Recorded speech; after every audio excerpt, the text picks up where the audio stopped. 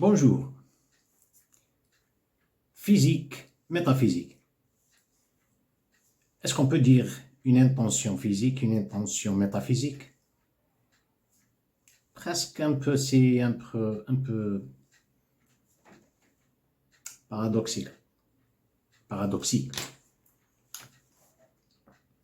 Qu'est-ce qu'on veut dire par le mot métaphysique? Méta, c'est quelque chose de au-delà du monde physique. On a le monde physique stagné, on a le monde métaphysique, il est au-delà. La définition, elle est un peu différente d'une culture à une autre, d'une étude à une autre, d'une philosophie à une autre. Qu'est-ce qu'ils veulent dire quand ils parlent du monde métaphysique? On dirait que c'est un monde par de l'astronomie. C'est un monde indépendant. Et lorsqu'on parle de cette étude, c'est une étude, c'est une philosophie filiale de la philosophie métaphysique. On étudie ce qui se passe là-bas. L'être humain est un peu indépendant, un peu retiré. L'interprétation en arabe, les Arabes, ils ont suivi la même définition quand ils parlent du mot métaphysique. Ils disent « al-métaphysikhia », qui est un mot faux en réalité. Et à propos, entre parenthèses, je suis en train de donner mon avis, mon opinion sur la table. Je ne suis pas ici en train de rectifier l'histoire ou d'effacer ou de gommer. Non, on y est. On est dans un monde, dans un monde de liberté. En arabe, on dit le monde physique, qui est le monde soi-disant stagné, parce qu'on est caractérisé par le monde physique, c'est pour ça qu'on voit tout est stagné. On a le monde, on dit en arabe, alim al-mulk. Le monde métaphysique, en réalité, c'est alim al-malakut. Et ensuite, nous avons le troisième qui est alim al-jabarut, qui est le monde des noms divins. Asma Allah al-Husna. Ce n'est pas des noms uniquement comme ça. L'effet dans cette existence, toute l'existence est subite uniquement. Il n'y a que la réflexion des noms divins de Dieu.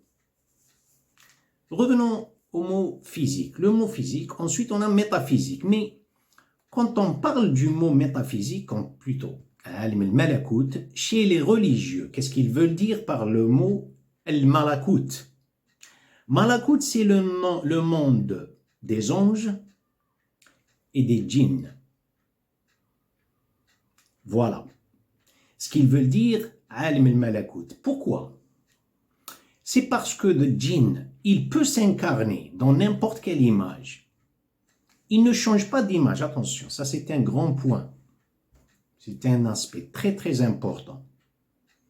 C'est pas comme les anges. Les anges n'ont pas de stagnation. C'est un monde de nour. C'est un monde de lumière. The jinn, no.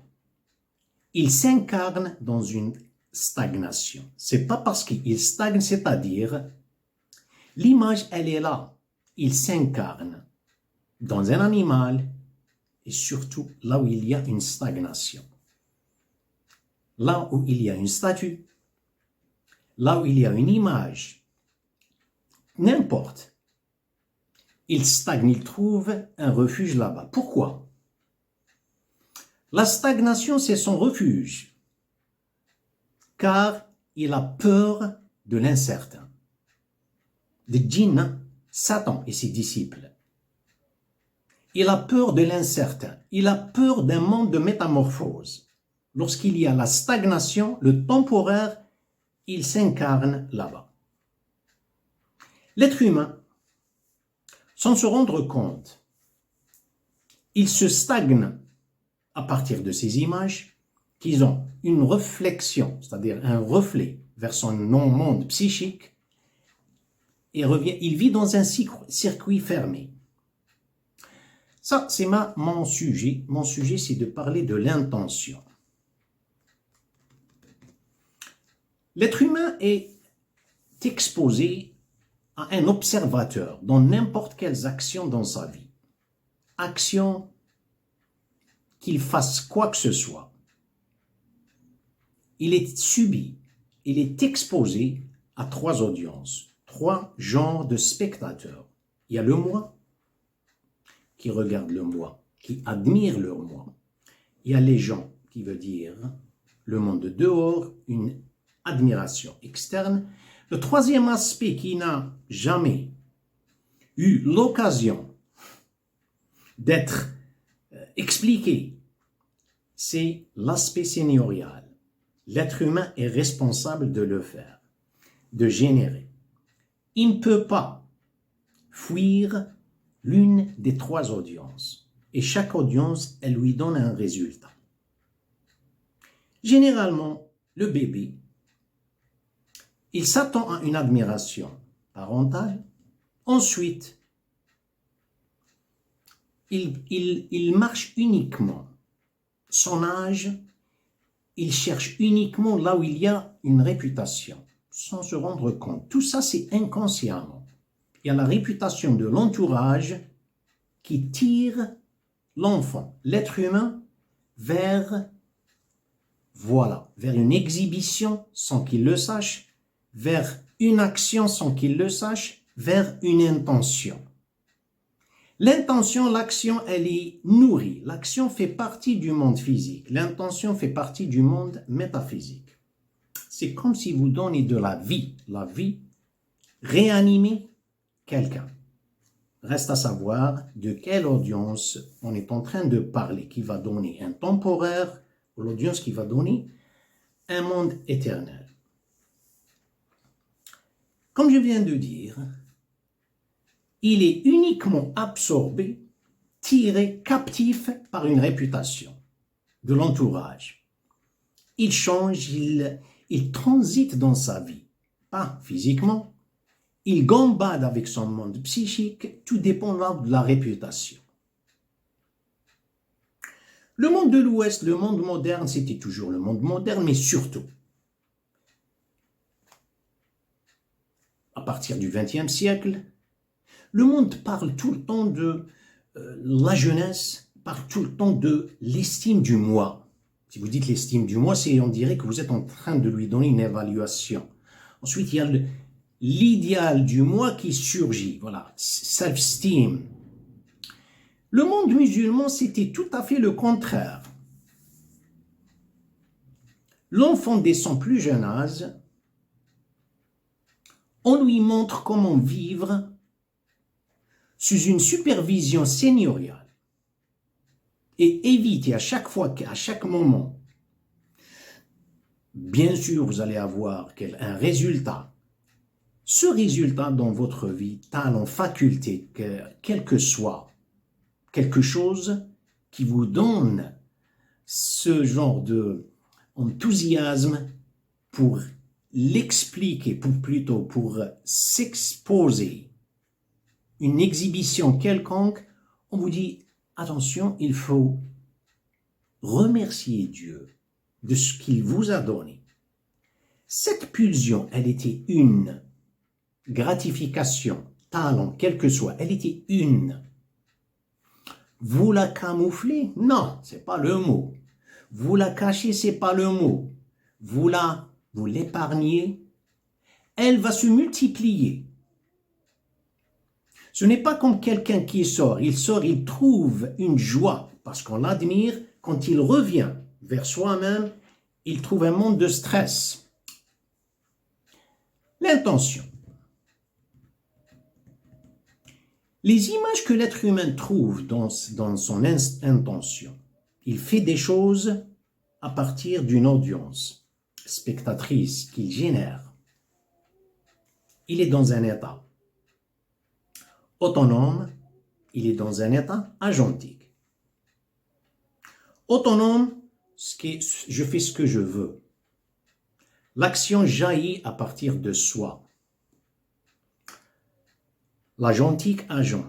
Dans un état agentique, Non, il est exécutant. Une seconde. Quand je parle de l'intention, je fais ce que je veux, je suis seul ici. Mon intention, c'est la mienne. Mais elle est tirée, je suis captif de cette réputation. Je parle des valeurs morales. Pas le diplôme de l'université, pas le bouquin que vous avez écrit, le roman. Je ne parle pas de ça. Les valeurs morales qui sont, c'est-à-dire de faire toutes ces valeurs sont sous le toit de Dieu, des noms de Dieu, des noms divins. Personne ne peut être un compétiteur avec vous. Vous êtes le seul. On n'aime pas ça, non. On aime quelque part là où on peut gagner un statut. Regardez ici cette intention que je pense que j'étais dans un état autonome, mais elle est empruntée. Empruntée parce qu'elle appartient à l'audience spectatrice qui va me valider. Qu'est-ce qu'elle va me donner? L'intention, elle vient une réputation. Elle vient comme ça, comme ce ballon. Elle est une. Et elle est stagnée. Et elle est jaune. Hein?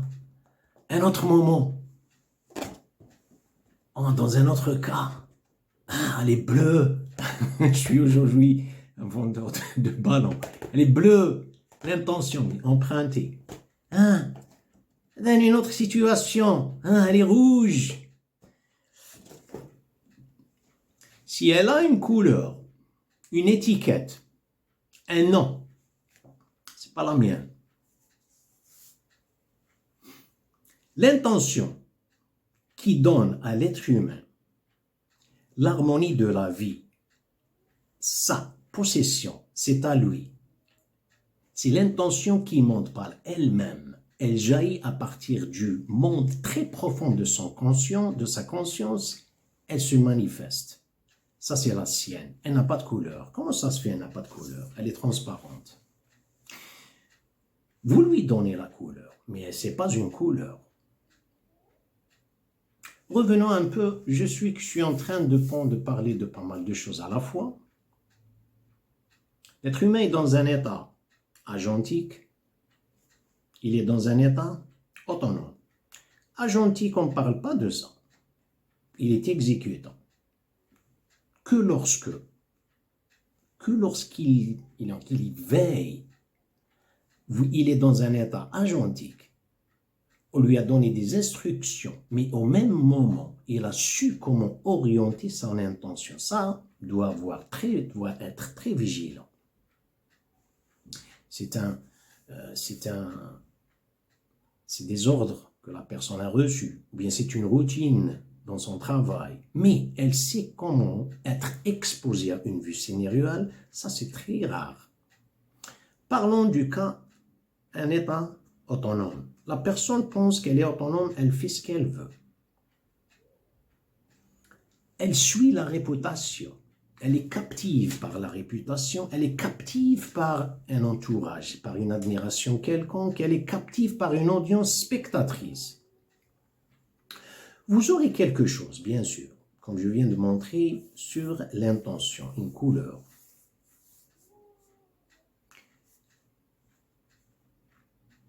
Quand on dit la personne est exposée à une vue, à un voyeur, une admiration spectatrice, donc elle est dans un état, elle est réceptive. Il y a un transmetteur, il y a un récepteur. La personne ici, elle est dans un état de réception, elle récepte, c'est-à-dire elle conçoit, ou bien elle est exposée à cette vue. Mais est-ce qu'elle est responsable de cette vue, de cette admiration? Vous allez dire, l'admiration, elle existe. Non, elle est responsable. Des fois, l'audience est absente, mais la personne, elle fait de sorte à ce que cette audience, elle est présente pour m'admirer. Regardez le labyrinthe du monde psychique.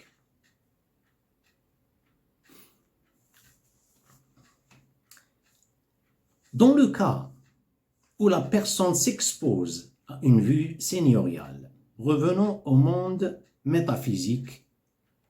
On parle du monde physique et monde métaphysique. Le monde physique est stagné. Stagnant, stagné. L'être humain est comme ça. Il est en train de vivre, ou bien, de vivre dans un monde stagné. Ce qu'il a eu dans cette vie, comme frais de mission. Quels sont les frais de mission? Les frais de mission, c'est son âge. Comment rendre l'âge éternel? C'est la plus grande mission. Vous ne trouverez jamais ça dans un livre. C'est les frais de mission. C'est pour cette raison que Dieu, quand il parle, ou lui, ou bien les anges, le dernier jugement, ils disent vous avez gaspillé vos frais de mission. Vous les avez gaspillés. Les gens, quand ils parlent d'une manière... on dirait que ce sont tous des athées. Vous faites cette vie, ça y est. Ça, c'est une fuite de réalité. On sait profondément. Le dernier jugement, ce n'est pas une étude. Le dernier jugement est là. La vue seigneuriale est là et dans le cœur. Le dernier jugement est là. Tout est là. Dieu ne vous a demandé que confirmer le conformer. Ce n'est pas une étude. Vous allez faire des recherches et des études comme ils disent, peut-être les religieux. Non. Ou bien les scientifiques, les philosophes. Non. Tout est dedans. C'est pour cette raison que les prophètes, quand ils parlent avec les gens, ils parlent d'une manière très simple. Ils disent, voilà, Dieu vous a demandé, Dieu est très très simple. Le monde métaphysique.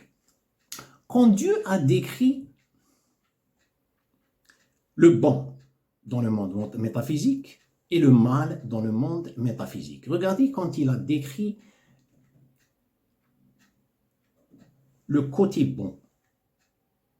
Il a dit, il ne parle pas d'un monde métaphysique. Dieu le décrit comme un livre d'archivage. L'archive. Kitab. Kitab, c'est écrit tout. Le dernier jugement, il ouvre le livre. Mais le livre, ce n'est pas une écriture. Il va lire l'être humain, ce qu'il a fait dans cette vie. Dans la vie terrestre, il va lire tout. Mais ce n'est pas une écriture, ou bien c'est une lecture. Il va vivre les mêmes événements. Il va voir un film alors qu'il est dans ce film, de son film qu'il avait préparé dans la vie terrestre. Il va vivre les mêmes dans une fraction de seconde. Il va voir tout. Il a dit, le monde, ce monde, il parle de Kitab al-Abrar. Al-Abrar, ceux du bon côté. Al-Abrar, c'est quelqu'un qui a fait quelque chose de merveilleux. Inna Kitab al-Abrar, la fi illiyin. Où est-ce qu'il est situé? Illiyin, c'est les hauteurs. Escalader.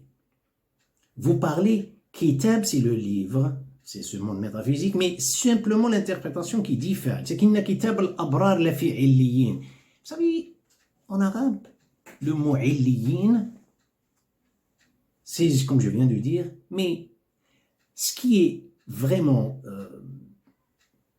mystérieux ici, c'est il est tout le temps en état de métamorphose vers les hauteurs, d'une escalade, vers une expansion exponentiellement. Inna kitab al-abrar la fi illiyin wa ma adraka ma illiyun. Il fallait voir ce que c'est. Il est tout le temps. Unlike, plutôt.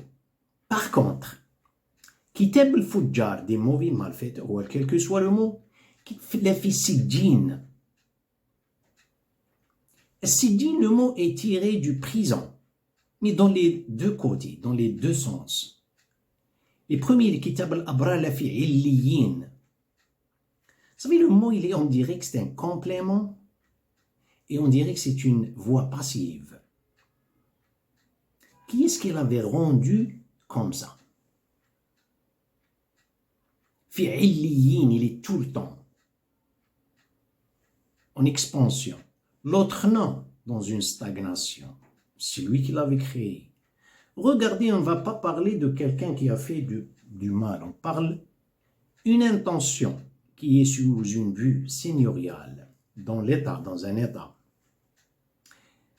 réceptif. La personne, elle est submissive, en soumission, elle s'est exposée à une vue seigneuriale. Comment l'intention, comment elle va être, les résultats dans le monde métaphysique? L'autre, elle l'avait incarcéré dans une prison, dans sa conscience. Regardez l'autre. كتاب الأبرار لفي عليين وما أدراك ما عليون كتاب مرقوم يشهده المقربون. كتاب مرقوم, on dirait que c'est un livre digital. On dirait يشهده, il va voir vision de ce qu'il avait fait. L'autre, il n'y a rien de changement. Prenons l'exemple de l'intention. L'intention, qu'est-ce qu'il y a à l'intention? Il y a un laser. Je m'expose à une audience. OK? Transmetteur, récepteur. Je suis récepteur d'un laser. Il vient d'un endroit, n'est-ce pas? Oui. Il donne une image, une couleur à cette intention. Elle est rouge. Elle est là. Une autre fois, il donne une intention, je ne sais pas, violet. Elle est là. Elle est dans ma conscience. Regardez. L'intention, lorsqu'elle se forme sous une vue seigneuriale, elle n'a pas d'image. Elle monte d'une manière transparente et elle est, si on veut, je ne sais pas, j'essaie de donner quelques exemples, un exemple concret. L'intention, elle se multiplie, comme ça, regardez. Ah, là, je m'excuse.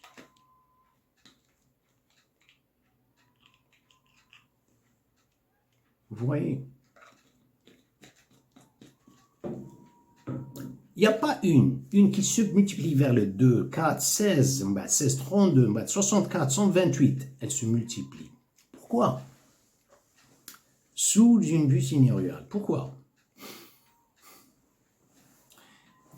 On va jeter un coup d'œil sur le calcul arithmétique. Le nombre, il n'y a que le 1 qui existe, le 2 n'existe pas, le 3 n'existe pas, le 4, etc. Pourquoi?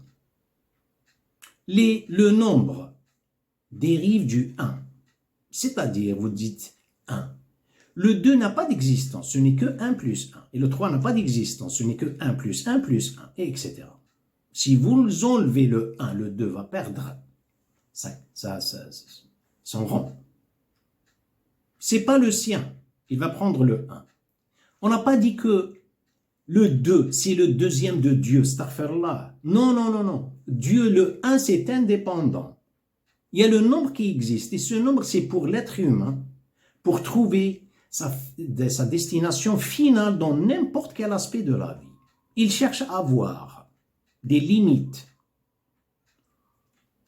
avec un domaine de définition de 0 fermé, de 0 vers 100, il a de 0 vers 100. Il veut avoir vers 1000, de 0 vers 1000, mais celui qui a un domaine de définition ouvert, de moins l'infini plus l'infini, celui-là n'a pas de nombre, il n'a pas de limite. On dit la valeur absolue, c'est parce qu'il n'y a pas de valeur. Voilà ce qui se passe avec le résultat de l'intention ici sur Terre, mais sa vision dans le monde métaphysique, Kitab al-Abrar, regardez comment elle se manifeste. L'être humain, quand il parle, comme mentionné auparavant dès le début, il parle de monde métaphysique, on dirait que c'est un monde, c'est la même chose avec ceux qui parlent en bouddhisme, hindouisme, même taoïsme et tout ça, quand ils parlent de ce monde, c'est la même chose. Ils parlent d'un monde, il attend l'être humain. Il ne croit pas au dernier jugement. Il parle, il y a un jugement, mais pas physiquement avec l'âme. Les chrétiens parlent d'un monde qui attend, va être ici sur terre. Le monde métaphysique, c'est votre monde psychique que vous êtes en ce moment en train de développer ou bien de construire. Il n'y a pas d'existence, il n'y a pas. L'émotion, comme celle-là, vous êtes en train, l'être humain est en train de changer, de trouver de plaisir dans un monde là où il n'y a pas de plaisir en réalité. Car le plaisir, il n'est pas dans une couleur. Car la couleur, après un mois, vous allez dégoûter. Vous achetez un salon Louis XV, Louis XIV. Vous l'avez vu dans une vitrine, mon Dieu, c'est très beau. Ensuite, il y a des gens, vos invités, ils vont l'intenir. Après 6 mois, vous en avez marre. Vous allez changer, vous voulez le changer, et ainsi de suite. Même la faïence à la maison, le lustre, vous voulez tout le temps le changer. Car c'est pas ça c'est pas vrai, c'est injuste. Ça, c'est un échantillon. Ce n'est pas le vrai plaisir, l'harmonie. L'harmonie, c'est à partir de se stagner. Vous créez l'harmonie qui est une sensation dans ce monde. La personne, pourquoi? Le prophète, sallallahu alayhi wa sallam, lorsqu'il a décrit le vrai croyant, il a dit, il est impatient d'aller voir vision. Ici, c'était ilm al-yaqin. C'est des connaissances, sagesse, connaissance. Ayn al-yaqin, il va la voir, c'est-à-dire haqq al-yaqin, il va les vivre, ces dimensions. Ce n'est pas des dimensions qui l'attendent. Non. Il va entrer dans ces dimensions, il vit dans ces dimensions. Car ici, ces dimensions, elles étaient internes psychiques. Là-bas, c'est externe. Vous ne pouvez pas dire dedans, vous ne pouvez pas dire dehors. Il n'y a pas le dedans, il n'y a pas le dehors. C'est bizarre, c'est des dimensions métaphysiques. Que Dieu vous protège et à la prochaine.